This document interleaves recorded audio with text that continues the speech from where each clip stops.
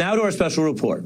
For all the prosecutions that have come out of the January 6th insurrection, from trespassers to those who blatantly attacked police to the actual malicious seditionists, no Trump aide has been put on trial for actions to steal the election either that day or in the weeks leading up to that day. The first trials, though, for any Trump aides for all of that will actually begin next month, and not in Jack Smith's D.C. courtroom, but in Georgia, because DA Fani Willis has brought this assertive RICO case there against Trump and 18 others. People just starting to learn about this prosecutor. I think it's a choice, actually, between integrity and corruption, good and bad. That was Willis, but not talking about this case. There she was discussing what she called the choice during her campaign for this post, and we'll get to that in a few moments. It's pretty interesting. But on this case, she previewed these upcoming arguments by outlining the legal theory that Trump and those co-defendants actually formed a legal gang or racketeering enterprise, which existed to overthrow Biden's lawful win in Georgia. Rather than abide by Georgia's legal process for election challenges, the defendants engaged in a criminal racketeering enterprise to overturn Georgia's presidential election result. Now, that state racketeering law is a powerful tool for prosecutors. There were observers who questioned whether this was a reach to use it in the Trump case. But I can tell you tonight, Willis's approach is not specific to Trump. She's deployed this powerful law in other untraditional ways, even before she rose to this job. Which brings us to this special report for you tonight, because if Willis is suddenly now a prominent name for news viewers, for people in MAGA households where Trump's been attacking her, now that she's the prosecutor going first on the coup cases, her entire record and approach also matter. It can inform how these trials go, whether she starts racking up a winning streak on her way to defending Trump or hits hurdles in a strategy that charges high and wide. I can tell you Willis used this same charging approach in a case some lawyers would not have brought as a RICO charge when she went after teachers and administrators over a wide-ranging school cheating scheme. Now, Willis led that prosecution, indicting teachers as a RICO enterprise. And while that was a somewhat unusual approach, she gave a fiery set of opening arguments laying out how she viewed, and thus the prosecutor's office viewed, the scheme's victims as clearly taken advantage of by RICO abuse, and that those victims included children. Widespread cheating. That's at the heart of the state's case, a cheating culture, conspiracy. And to create a false impression of academic success for many students in the Atlanta public school system. In the nearly 3-hour opening, prosecutor Fani Willis talked to failing students and frustrated parents. She wants extra services for her daughter, extra tutoring and extra services that she's entitled to. But she can't get them because when you look at the CRCT scores, it says this child doesn't need them. She's meeting and exceeding the expectations. That's what it sounds like when Willis is bringing a case. That record there is newly relevant right now because you don't have to be a Trump apologist or a school cheating apologist to question whether that legal theory was too fierce. And there are prosecutors who are accused of overcharging cases simply to stoke fear and leverage to get pleas out of that overcharging. In Atlanta, we can tell you some question whether throwing the book at teachers who had no criminal record was the proportionate response to cheating, even if it was an ethics problem in schools. Were they overcharged? Was it overkill for many of these people who've never been in trouble in their lives? If people really understand what the racketeering charge is, it is most often used for corporations. And so the theory was that the Atlanta Public Schools was a corporation, and through the corporation, they did false documents and false statements. Willis going beyond rhetoric there to explain how racketeering as an actual legal matter works in that state, and she won. Atlanta public school educators convicted of racketeering, conspiring to fix standardized test scores to improve results. There were thousands of children that were harmed in this thing. This is not a victimless crime. There were 11 convictions. 3 people got 7 years in prison. Others got less time, fines, community service. The case shows how today's RICO defendants could also run out the clock, because we should note that whole trial, it ran 8 months. Now, by 2020, Willis was running to take over the DA's office from her boss, incumbent DA Paul Howard, who had 2 decades of experience but was facing questions about financial improprieties. Willis seized on that. She campaigned on cleaning up the office and boldly argued that her boss represented the corrupt ways of the past, which powered her victory. I think it's a choice actually between integrity and corruption, good and bad. I think it's a classic fight. And I think that citizens will have to make a choice. We have a district attorney now that works for his own self-interest, seems to care about the things that benefit him and not the community. I want to thank the voters of this county for believing in me. Tonight's a good slate. Y'all, we made her story. Her story. Willis, victory night there, citing her distinction as the first black woman to hold that office. She began her term in 2021 and leaned right into that assertive approach that she'd shown as a prosecutor. She even went beyond some of the ways that she had campaigned, faced with a brutal case of a shooter who killed 8 women targeted early in her tenure. She went beyond claims she'd made as a candidate and decided to use and seek the death penalty. That case continues. Many also watch to see how Willis might expand RICO now that she ran the office. Another key case applied it to accused street gangs she vowed to target. I've made no secret about it, nor any apology, that as the district attorney of Fulton County, my number one focus is targeting gangs. And she did, the traditional kind and the other kinds that she says you can classify as racketeering organizations. Tonight, we can tell you, Willis has brought 11 RICO cases, including a large prosecution of an alleged Atlanta street gang that, unlike the Trump case, has seen those defendants put in jail before trial. So both men you see on the screen here are defendants for the same RICO charge in the same place by the same DA. One is in prison, presumed innocent but incarcerated. The other, of course, roams free.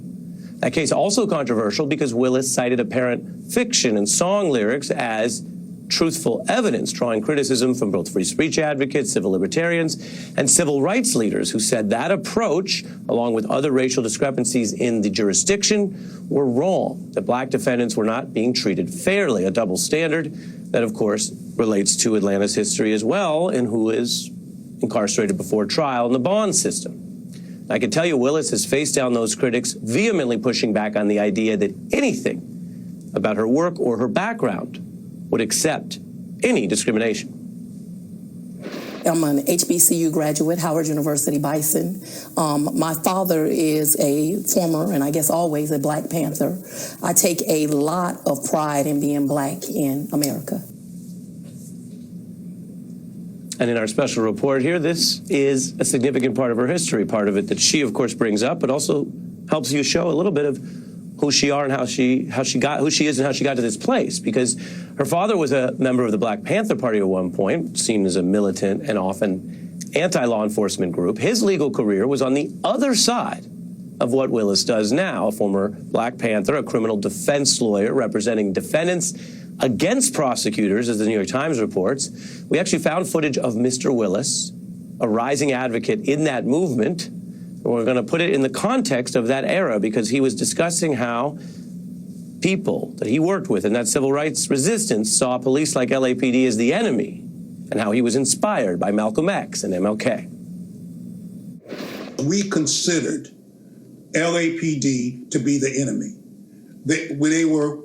We thought that they were nothing but trouble. They weren't there to help us as supposed to do because we just saw them as an occupying army. I have met 2 prophets in my life, 2 prophets. We want freedom by any means necessary. I met Martin Luther King and I met Malcolm X. We want justice by any means necessary.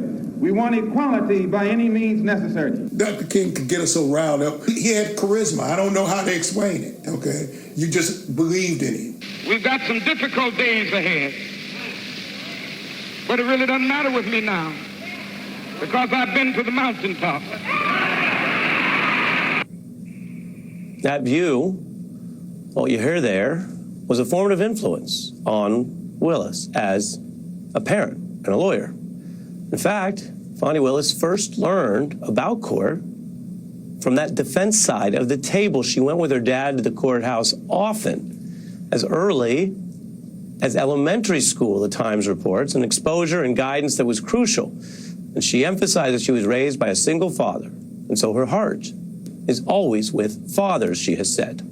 She went from that childhood talk of being in the courtroom, she talked about wanting to be a judge in one of the articles we checked, to then go on to attend Howard and then Emory Law, and then graduating in '96, she was in private practice before joining the DA's office. Her time in that office has drawn respect from peers who saw her as a no-nonsense prosecutor, a workaholic on complex cases. Another colleague said she proved to be, quote, a very good litigator while presenting murder cases because of her courtroom demeanor, her style, very dogged, very aggressive, end quote. So by history and most accounts, Willis came into this office more prepared than most. She grew up in the courtrooms around her father. She had the breadth of perspectives from that defense side of the table and the skepticism of law enforcement in civil rights at the time to what she did, which was obviously develop her own approach as a member of law enforcement, bringing these cases and then the victorious campaign for office. And from all the information we have, she was ready to begin this post with that focus, with what she talked about on the campaign trail, what I showed you tonight. Bringing cases against crime, dealing with violence, dealing with gangs, in which she identified as an Atlanta gang problem, and using that racketeering law. There wasn't any public sign that Donald Trump's losing quest to stay in power was going to end up in her portfolio, or even those last frantic demands that Georgia officials should help him steal the election, that would snowball into a wider plot, and then an insurrection, and then an interstate conspiracy. But history has its own momentum. Think about this. Willis was literally sworn in on January 1st, 2021. The next day, then outgoing President Trump and his chief of staff solicited actions to steal valid, lawful votes in Georgia's election. It was captured on tape, the infamous call that we'll play a little bit of, and that occurred, think about this, on this new DA Willis's first full day on the job after being sworn in. It is now part of the evidence that she, as the new DA, used to indict and book these RICO defendants. So, look, all I want to do is this. I just want to find 11,780 votes, which is one more than we have. January 2nd. A lot of the rest is now well known. I'm not going to go through the rest of what happened after that in the same detail in our report. How what was initially cast by some as just thwarted calls or a one-day riot is actually this long-running set of plots stretching from the Trump White House to lawyers to those efforts on the ground. Several of these plots, as you see here in Georgia, are now indicted. The evidence and the nature of these coup plots did emerge over time. It was not all immediately clear.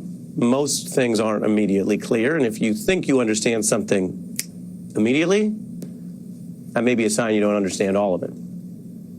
We learned about these long-running plots through investigations, reporting, interviews, the House committee probe, which advanced a lot of this and is cited by the DA at times in that set of RICO charges, and then ultimately, the update is these plots have been indicted as conspiracies and racketeering, and that is because of two people, two prosecutors.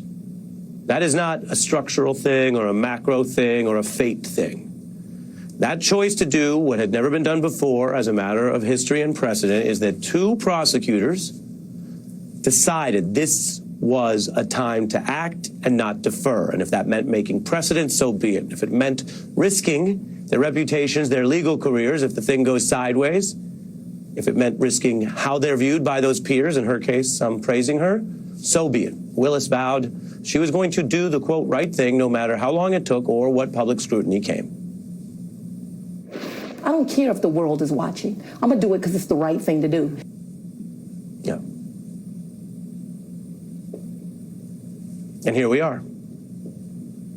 It's really striking because we look at the big picture. We look at the macro, what I mentioned, whether that's the structural way that the system works, why campaigns and elections swing back and forth, things that are completely out of any individual's control, like macroeconomy or what other countries are doing. But this moment in history, which connects with what the President of the United States, Joe Biden, warned about today, this question of whether there will be full facts, evidence, truth, accountability, and nonpartisan rule of law over the people who were caught trying to steal the election, as some of them now run to try to take power again, this is up to a very small number of people.